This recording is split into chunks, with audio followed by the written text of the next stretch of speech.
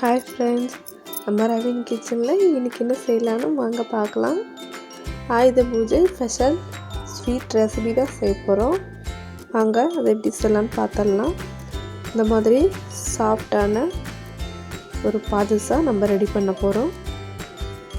அதுக்கு நான் ஒரு கப் கோதுமை மாவு எடுத்துருக்கேன். நம்ம இந்த கோதுமை மாவில் இன்றைக்கி செய்ய போகிறோம். இதுக்கு தேவையான அளவுக்கு நம்ம சமையல் சோடா சேர்த்துக்கலாம்.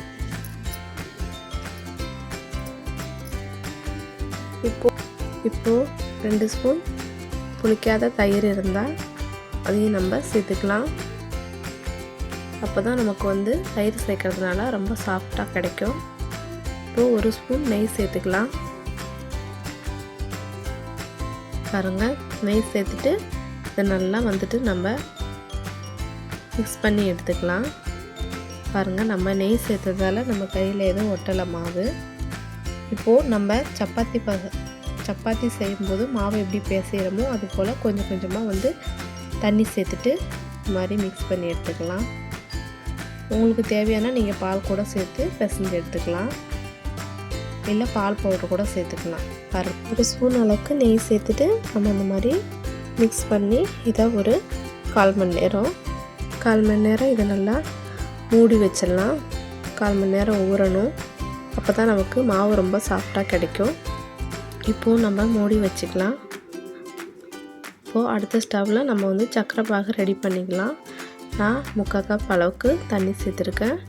1/2 கப் அளவுக்கு சுகர் சேர்த்துக்கிறேன். இது நல்லா கரைஞ்சி வந்த பிறகு கொஞ்சமாக ஏலக்காய் நசுக்கி வச்சுருக்கேன், அதையும் இது கூட சேர்த்துட்டு இந்த மாதிரி சர்க்கரைலாம் கரைஞ்சி வந்துடுச்சு. ஒரு கம்பி பதத்துக்கு தேவையில்லை, பிசுக்கு தன்மை இருந்தால் போதும். இப்போது நல்லா கொதித்து வந்துடுச்சு, சர்க்கரையும் கரைஞ்சிடுச்சு. இப்போது நமக்கு கம்பி பதம்லாம் தேவை கிடையாது. ஏற்கனவே சொன்ன மாதிரி நம்ம 1/4 மணி நேரம் இந்த மாவு நல்லா ஊறி வந்துடுச்சு. இப்போது நம்ம இதை குட்டி குட்டியாக கட் பண்ணி எடுத்துக்கலாம். நல்லா சாஃப்டாக வந்துடுச்சு. பாருங்கள், சர்க்கரை பாகு நமக்கு ரெடி ஆகிட்டுருக்கு. அடுத்ததாக இந்த மாதிரி குட்டி குட்டியாக நம்ம மாவை எடுத்துகிட்டு இந்த மாதிரி கையில் நல்லா தேய்ச்சிட்டு பெருசாக செய்கிறத விட குட்டி குட்டியாக செஞ்சால் தான் குழந்தைங்க பார்க்குறதுக்கும் ஒரு சூப்பராக இருக்கும். அவங்க விரும்பி இதை கேட்டு வாங்கி சாப்பிடுவாங்க. பாருங்கள், இந்த மாதிரி நல்லா தட்டையாக ஆக்கிட்டு நடுவில் இந்த மாதிரி வடைக்கு நம்மலாம் ஒட்டை போடுவோம் இல்லையா, அது மாதிரி இந்த மாதிரி ரெடி பண்ணிக்கலாம். மீதி உள்ள மாவை இந்த மாதிரியே சின்ன சின்ன உருண்டைகளாக பிடிச்சி இந்த மாதிரி தட்டை ஷேப்புக்கு இந்த மாதிரி தட்டிட்டு நடுவில் சின்னதாக இந்த மாதிரி ஹோல்ஸ்லாம் போட தேவை கிடையாது. லைட்டாக அப்படி கையை அழுத்தி விட்டால் போதும். பாருங்கள், இந்த மாதிரி மீதி இருக்க எல்லா மாவையும் நம்ம ரெடி பண்ணி வச்சுக்கிட்டோம். இப்போது நான் சமையல் எண்ணெய் ஹீட் பண்ணி வச்சுருக்கேன்.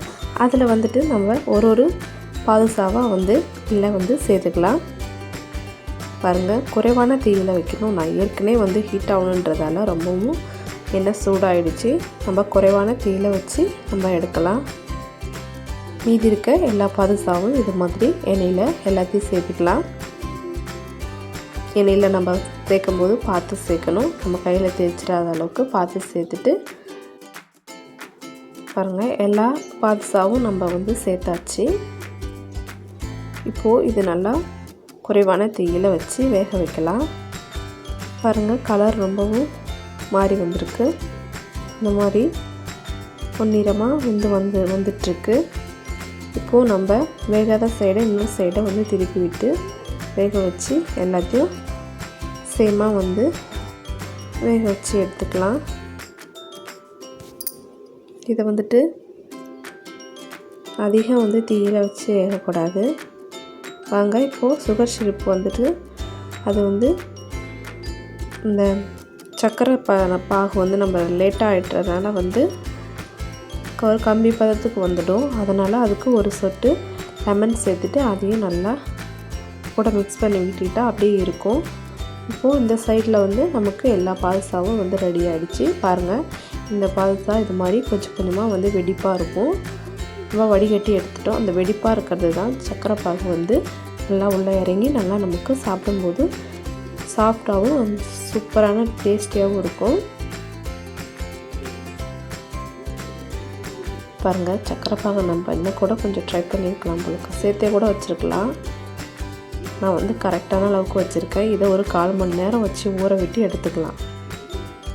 பாருங்கள், நல்லா ஜூஸியாக பார்க்கவே சூப்பராக நல்லா மின்னுது பாருங்கள். இந்த மாதிரி குட்டி குட்டி பாதுசாக நீங்கள் குழந்தைங்களுக்கு செஞ்சு கொடுங்க. அவங்க ரொம்பவும் விரும்பி சாப்பிடுவாங்க. கோதுமை மாவில் பண்ணுறதால ரொம்பவும் நமக்கு ஹெல்த்தியான ஒரு ஃபுட்டு கூட இது. மைதானா நம்ம சேர்க்க கிடையாது. சூப்பரான ஒரு மினி பாதுசா நமக்கு ரெடி ஆகிடுச்சு. அதாவது தீபாவளி இந்த மாதிரி டைமில் இந்த மாதிரி குழந்தைங்களுக்கு செஞ்சு கொடுங்க. ரொம்ப ஹெல்த்தியான ஒரு ஃபுட்டு. குழந்தைங்க ரொம்ப விரும்பி சாப்பிடுவாங்க. இதை நம்ம சேனல் உங்களுக்கு பிடிச்சிருந்தா லைக் பண்ணுங்கள், ஷேர் பண்ணுங்கள், சப்ஸ்கிரைப் பண்ணுங்கள். மறுபடியும் நம்ம ஒரு புது டிஷ்ஷோட அடுத்த வீடியோவில் பார்க்கலாம்.